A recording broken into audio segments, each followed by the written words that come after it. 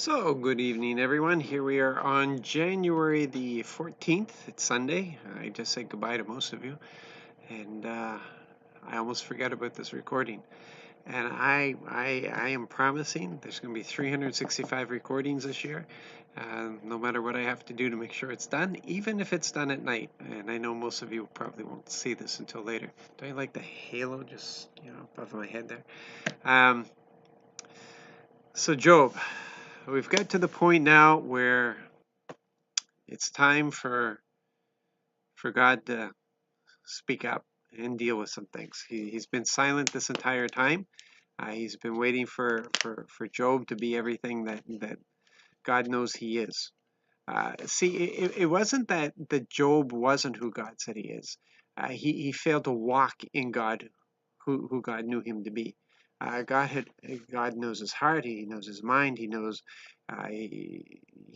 everything about him, and that's why he trusted Job in the situation, that Job would be able to bring him glory. And Job just failed to walk in that. And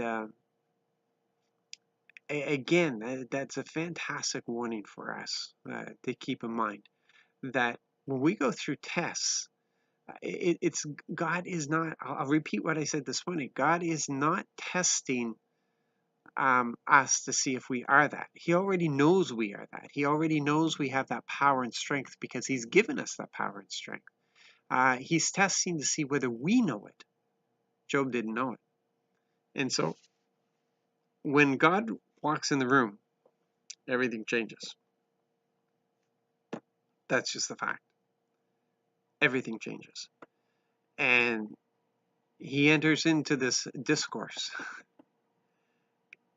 And we have this very famous thing where God goes through and he says, were you there at the beginning? Were you there when I created this? Were you there when I did this? Were you there when I did this? Come on, Job. You're pretty old there. Come on now. You can speak up. You can. And Job very wisely just kept his mouth shut, because when God brings in correction, the best thing to do is to receive that correction. Don't argue about it. Don't try to justify yourself. Just receive the correction. So often we try to justify ourselves with God. And if he's bringing in correction, it's because we need that correction. It's not because he's a bully and he feels like doing it.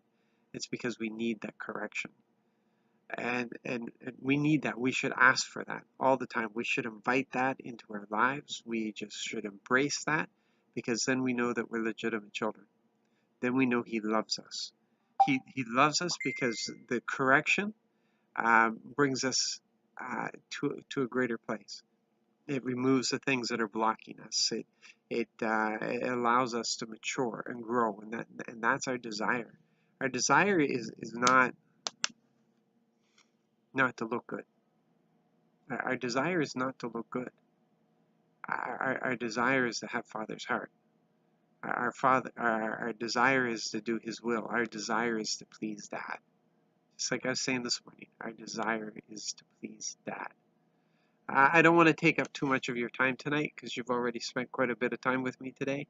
But I just want to encourage you in this, that when we do things that we discover we shouldn't have done, then look for the correction and be thankful for the correction. Receive it, learn from it, grow, and become more.